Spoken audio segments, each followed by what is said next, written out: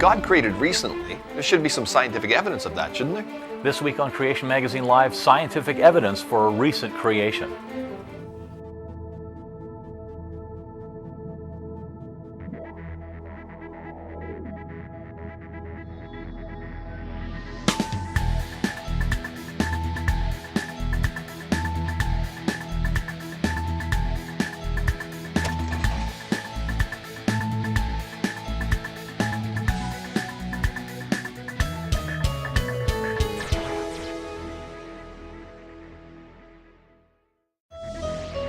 We're talking about scientific evidence for a young Earth, young universe, young animals, young planets, all kinds of things like that. It's important to note before we get started here that no dating method can prove the age of the Earth or the universe or rocks, either young or old, without making some assumptions. Assumptions go into every dating method, and nevertheless, we can look at some things. We'll start with some biological things that kind of make you scratch your head and think, okay, these are commonly understood to take millions of years, but that time scale doesn't work. Right. So if you've got the millions of years of geological evolution, slow sedimentation over millions of years, that buildup of the sedimentary rock, or versus, let's say, the young Earth creationist model, what the Bible says that there was a global flood which would lay down layers very rapidly, and the creatures get buried and fossilized very quickly. There's two ways of explaining the same data. Let's see what we see in the fossil record. We're going to look at a picture of a shrimp. Now, the interesting thing is that on the left of the screen, you're going to see just a modern-day shrimp, a dead shrimp, and on the right-hand side, you see a fossilized shrimp, nearly identical to the shrimp on the left, except the one on the right-hand side is supposedly 150 million years old. Something's up with that, right? Either no evolution took place, and that's not an option for the evolutionist, or that fossil was not produced 150 million years ago. Something's wrong with the time scale in that case. They can invoke evolutionary stasis. Well, evolution means change, right? And stasis means no change, so it's a silly phrase. But if mutations have been occurring for 150 million years in any kind of creature, it should have no similarity to a modern creature. Yes, and there's dozens of examples of animals that have been, they're called living fossils. Right. Ants, horseshoe crabs, jellyfish, bats, the Wallamai pine tree, and there's actually hundreds more where it's like this shrimp, where you have something that looks, something living and something that's identical in the fossil record. Like the coelacanth, for example. This was once used as an index fossil. They said, well, wherever you find a coelacanth in the rock layers, the thing's 60 million years old. And then they found a live one off the coast of Madagascar. You can go swimming with them today. So they say, well, how similar is the coelacanth to its supposedly 60 million year old predecessor? It's the same. Yeah. It's the same skeleton. It hasn't changed at all. Something's wrong with the time scale there. Right. It makes much more sense that coelacanths were living recently and no evolution is happening. Right. Something else we could look at, dinosaur bones are young. You can see here some fresh dinosaur bones. There's blood vessels and blood cells inside a Tyrannosaurus rex leg bone. How can it last for 70 million years? That doesn't make any sense. Well, this, by the way, was criticized. I've heard this criticism from evolutionists. That's not really soft tissue in a dinosaur. It's biofilm. You know when you get a bucket and you leave it outside for a while and it's got that scum around it? You know, that bacteria scum? That's what evolutionist Mary Schweitzer was criticized. And now she went looking for more of this, by the way, and she's found it. She took, Jack Horner? I think that was the fellow's name. Famous dinosaur hunter. They found more. She says you can sequence the amino acids in the collagen she found from this other dinosaur. They've found soft tissue in dinosaurs several times now. Yes. That's totally They're finding real soft tissue and blood vessels and blood cells and so on. They're all there. There's other things that we can point to. For example, DNA extracted from bacteria that are supposedly 425 million years old brings into question that age. Lazarus bacteria. You can bring them back to life after 425 million years. Why can you do that? Again, it suggests that the time scale there may not be accurate. How can it last for 425 million years? How about just the information in the human genome, right? It becomes more mutated with each generation. Well, if it's mutating at such a high level now, over 100 mutations per generation, right? How could it possibly have been doing that for the last 3 million years? Since we evolved from apes, and before that it was other creatures, so we can't really stop there. That's why you've got population geneticists who are evolutionists writing papers now called "Why Aren't We Dead 3 Times Over?" or 100 times 100 times over. And we did a whole show on this 2 weeks ago. You can go back if you recorded it. You're lucky. But there's other things that we can point to as well. Mitochondrial DNA is a part of the DNA that's passed on only through women. Right. The entire world's population has the same mitochondrial DNA, which means the entire population goes back to one woman. If you look at the mutation rates in mitochondrial DNA, those rates, you can get sort of a date from when all that came back together, and you get back to around the time after the flood. Right. All of the world's population goes back within that time frame to a single woman. Interesting how much evidence supports the young Earth. It's often claimed that evolution is simply change over time, and since change over time can be seen everywhere, then evolution is obviously true. But highly qualified creation scientists say there is much more to it than that. For evolution to have turned particles into people, simple change over time is not enough. A special kind of change is needed. That is, naturally occurring change that adds new genetic instructions. No one has seen this special kind of change happen. Darwin's finches, peppered moths and adapting bacteria are all examples of naturally occurring change, but not one of them shows the addition of new genetic instructions. Not one of them writes any brand new genetic code specifying how to make some new complex feature, such as feathers for lizards, for example. And since codes and programs cannot write themselves, there must have been a designer for all living things. To find out more from Creation Ministries International, visit our website, creation.com. We're just flying through some evidences that support the Bible's timescale for a recent creation, God creating in 6 days. Look up creation.com/age, and there's an article there that lists 101 evidences for a young universe and a young age for the earth, young age for creation. Right. And we're just going to continue just throwing out some of these evidences. You can get the details on creation.com. Here's another one, tightly bent strata. I took this picture here when I was in the Grand Canyon. Look at how tightly that strata is bent at that location there. It's not broken, it's bent. How could it bend if it was really that old, right? If the rock had hardened completely. Right. Hard rocks can bend under certain circumstances, but if you look at the grains in there, they haven't been elongated. Right. There's no indication that those rocks were bent. Reheated and then bent That's again. Right. That's right. Coal formation. People have been taught that coal takes a long time to form. Supposed to be millions of years old. But in experiments that simulate natural forces, coal can form quickly. In weeks for brown coal to months for black coal. So it doesn't take millions of years. We've got observable evidence simulating what they would figure what the natural forces would have been to produce it. And long time periods actually could actually hinder the formation of coal because there's more time for the wood to have permineralized, etc. So it's actually more easily understood that the coal formed quickly rather than for a long time period because the wood could have hardened. So to speak. Yes, the same thing can happen with oil. Oil can be produced very quickly. Doesn't take millions of years. Right. Have they done they've done experiments and shown that, right? It happens very quickly. Yep. And opals as well. People think, well, these gems, they must have taken a long time to form. But again, we've got experimental science showing that can happen in a matter of weeks. People can grow them in jars and such in a matter of weeks. That's right. Maybe those big prices you're paying for opals, maybe I don't know. I don't know. Yeah, what that would do to the opal market in Australia, where they're so popular. Yeah. Instant petrified wood. That was a heading in Popular Science in October 1992, a number of years ago. At Advanced Ceramic Labs in Seattle, researchers made wood ceramic composites that are 20 to 120% harder than regular wood, but they still look like wood. Right. So it's stone, it's petrified wood that this company is making commercially. There's a certain number of chemicals and so on, and they have this mixture, and they can petrify the wood for like hardwood floors or making furniture. Right. That's way more durable than regular wood. But again, the ingredient that's necessary to petrify wood is not time. Time isn't necessary. Right. I mean, we've got examples of wood becoming petrified naturally, where you've got fence posts, the wires still through it, screw holes in it, all these types of things, axe marks still visible on. So it was obviously recent, and it's completely petrified. It doesn't take millions of years. Erosion at Niagara Falls. I mean, that's been a big evidence apparently for millions of years. I don't know how they come up with that, but the gorge, the Niagara Gorge, as the falls eat away the the cliff and eat the gorge upriver, you can do a calculation. How long would it take for the falls to get to their current location? It fits in very nicely with going back to the time of the flood, especially considering that there was an ice age after the flood. Creationists certainly accept that there was an ice age.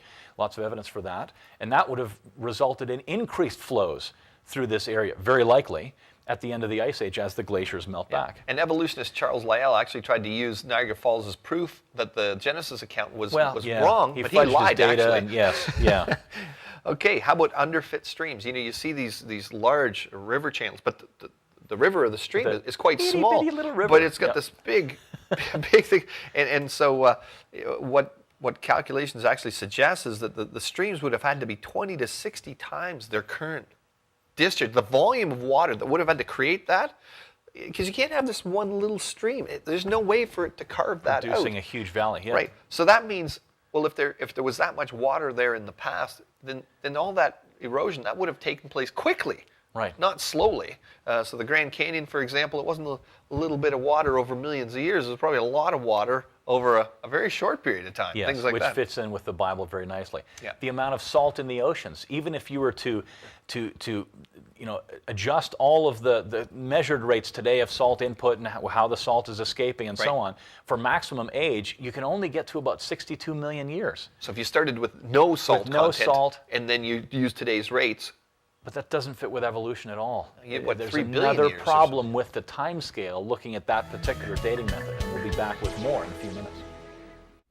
Genesis Verse by Verse is a Bible study tool available on CMI's website, designed to help pastors, students, and laymen alike study the book of Genesis like never before.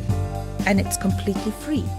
Simply look up any verse in Genesis 1 to 11, or just scroll down the page. The center column provides links to articles that answer common questions pertaining to that verse and the topics that naturally arise from them. Visit creation.com to use it today. Okay, let's get back to some evidences for a young Earth or a young universe, and let's go to astronomy. How about the recession of the moon from the Earth? Tidal friction causes the moon to recede from the Earth at about 4 centimeters per year. That's right. That's what we're observing. And the moon and the Earth, you'd have to be touching. When you think about it, you just extrapolate backwards. If that's been going on for that long, the evolutionary timescale just doesn't work. And they would get so close inside the Roche limit, it's called. Right. And the gravity of the Earth would tear the moon apart. So, and that it doesn't fit the 4.6. It couldn't have been receding for that length of time. For that length of time. That's right. Another thing, ghost craters. Thinking about the moon, if we look at the moon here, the moon is heavily cratered, and we see in some of the larger craters. For example, here, this is the Mare Crisium, and there are ghost craters. You can see them there near the bottom of the screen, some kind of faint craters. And what's happened there is, there's a close-up of it, that arrow there pointing to a crater. So these massive areas, mare, were thought to be seas originally, the dark areas. And what happened was that's a massive impact that actually caused lava to come up and fill in the crater. Right. But there were other craters, there were other impacts happening during that time as the lava was filling up, and they've been partially filled. That's what you're seeing here in this picture, right. A partially filled crater. But those impacts could have only happened while that lava was still flowing. Right. Which means that all of the impacts, which are commonly understood to take a long period of time to get all the moon is heavily cratered. Right. But very likely those craters happened, those impacts happened in a very short period of time with these ghost craters. That's the idea behind that. Volcanically active moons on Jupiter are consistent with youthfulness. Galileo mission recorded 80 active volcanoes.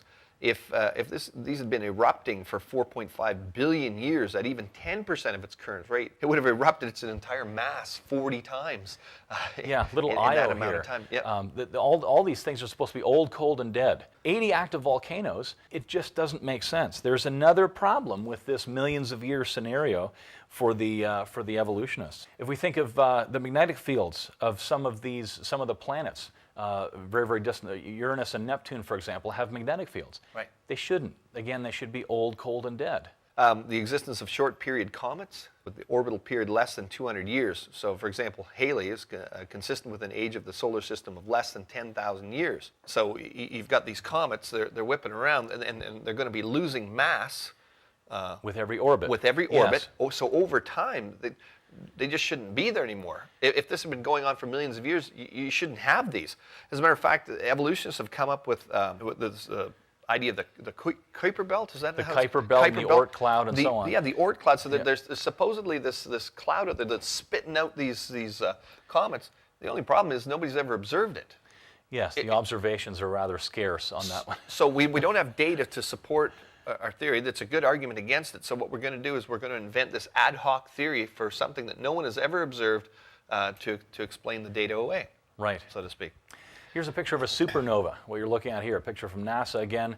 Supernovas are the remnants, the leftover kind of guts of a star after it's exploded. We can make some predictions. How many supernova remnants, SNRs, in the column on the left there, should we see if our galaxy, looking at the Milky Way galaxy, is billions of years old? First stage, second stage, third stage. The third stage are the very oldest, very largest supernova remnants. There should be about 5,000. That's the prediction. But if our galaxy is on the order of 6,000 to 7,000 years old, look at the predictions. They're vastly different. We should not be seeing any third stage supernova remnants. Right. So here's the data. If we go to the astronomers now Right. and ask them, okay, what are you seeing in your telescopes? Look at that. The Milky Way is not billions of years old. Right. It doesn't work. And there's so many other evidences from astronomy and from biology, and we'll get into some of these just after the break. But God created recently. One of the basic tenets of science is that open-mindedness is critically important, and the evidence should be followed wherever it may lead. But some scientists say that we should not always be so open-minded, and that some conclusions should not be allowed, even if demanded by all the evidence. They say that no matter how much evidence there is for ingenious design in life, in the structure of the universe, or in libraries full of encoded information in genomes, they must not even consider the possibility that God might have had anything to do with the creation of such wonders. One scientist said, "Even if all the data point to an intelligent designer, such an hypothesis is excluded from science because it is not naturalistic." But this simply reveals a philosophical bias against God. Many highly qualified scientists believe the Bible's account of creation provides a much better explanation for the existence and operation of the universe. To find out more from Creation Ministries International, visit our website, creation.com. Now we're talking about scientific evidence for a young Earth. Often one of the scientific dating methods that's brought up to try to support an old Earth is radioisotope dating. Right. You find rocks and they have a particular something radioactive in them and decays over time into something stable. You measure those two amounts, the radioactive parent, the stable daughter product, and you calculate an age. Right. There's actually good evidence from that particular field that argues for a young creation. For example, carbon-14.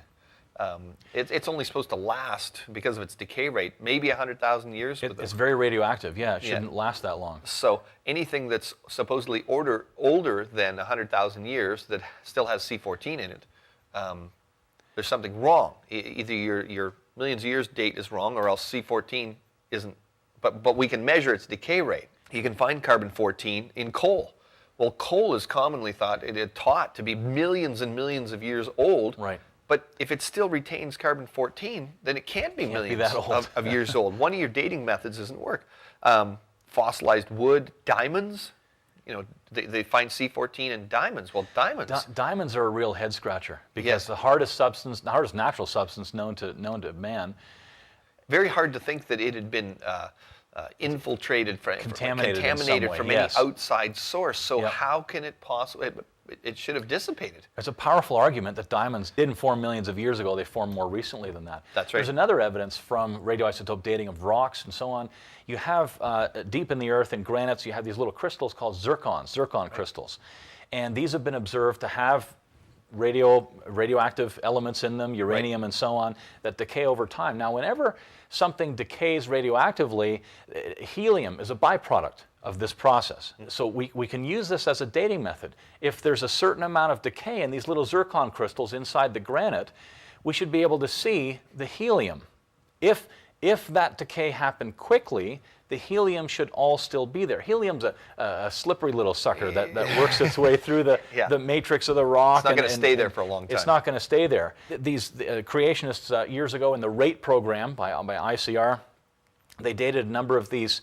They looked at the radioisotope decay and saw that the equivalent of 1.5 billion years of radioactive decay had happened. You can measure the amounts. That's how much it happened. If it had been constant, it would have been 1.5 billion years. Yes, but if that's true, all of the helium produced over that immense period of time would have worked its way out through the rock.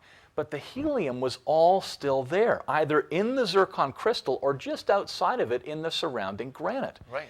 Which means that decay has been accelerated. That amount of decay, the equivalent of 1.5 billion years worth of decay, happened rapidly, happened recently.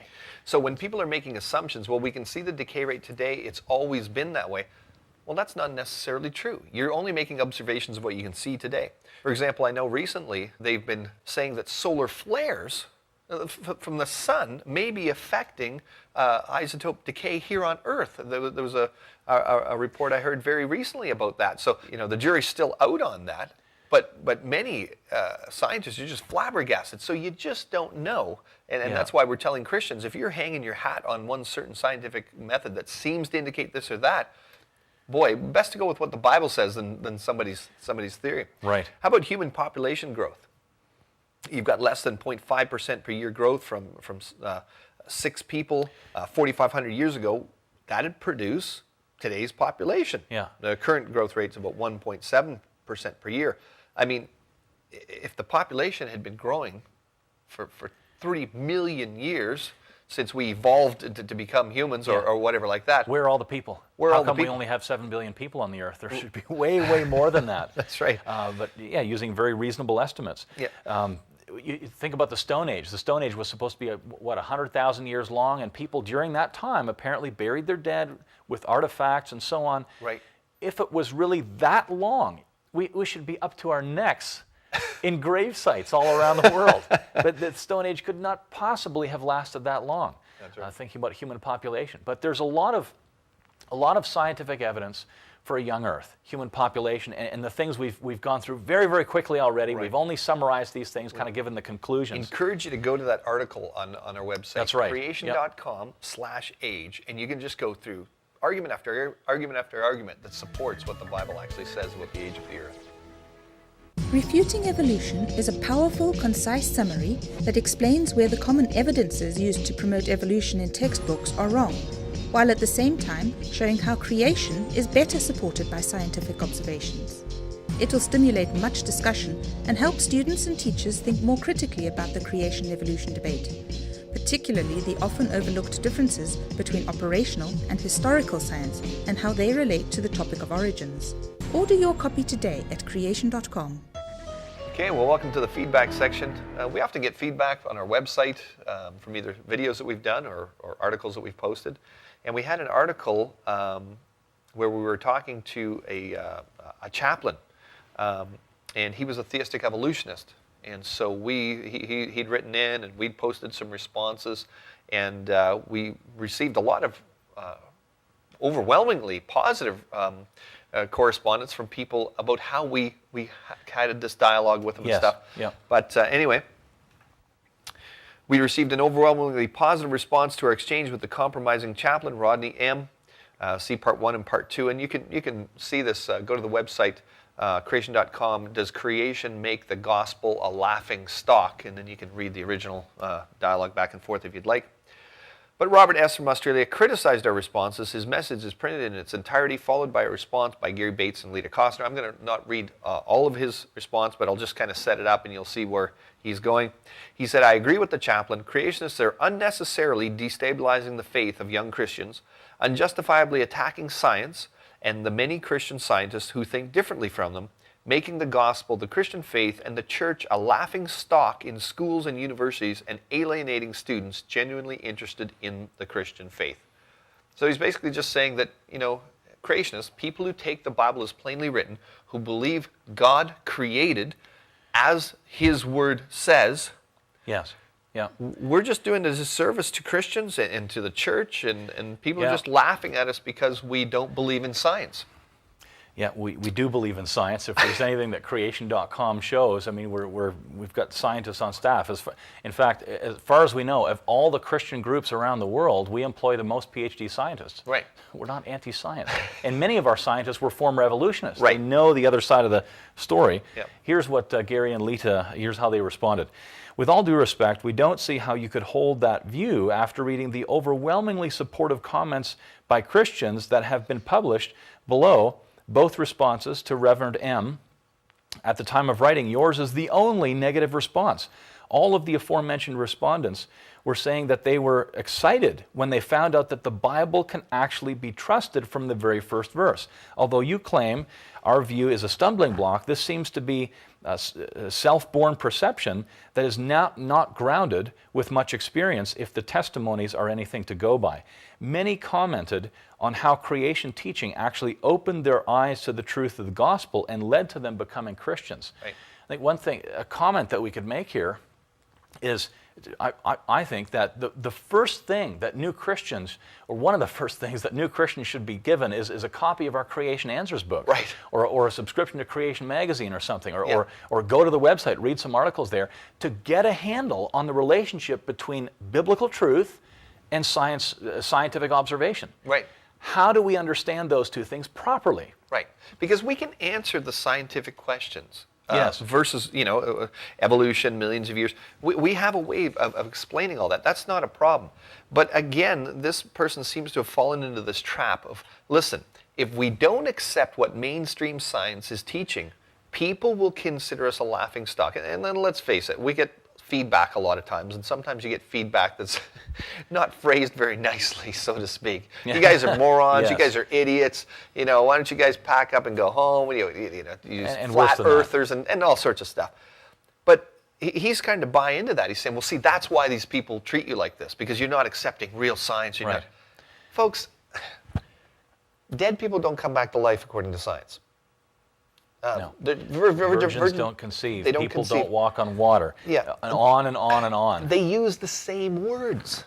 Yeah. If you believe that some gal got pregnant, without there being any human donor, you're a moron to a lot of these people. That's the way that they talk. So it's not just in one area of the Bible. People don't respect you more because you believe in evolution in millions of years, but you still believe that the dead guy came back to life. Yes, yeah. And there's a word that's been floating around that is kind of, it's contextualization. Contextualization. Right. And so this fellow seems to be advocating the notion that what we really ought to do is since the world doesn't believe that God created recently, let's downplay that aspect of of truth, Right. And we'll just kind of ignore that aspect of truth. It's kind of the Apostle Paul in Acts 17 when he went to talk to the Epicureans and the Stoics who didn't believe that physical people could rise from the dead. Right. He attacked their false beliefs. He didn't downplay that part of the gospel. He showed them where their beliefs were wrong and challenged them to accept a risen Christ, and that's what we need to do as well. Show people the truth of what the Bible says.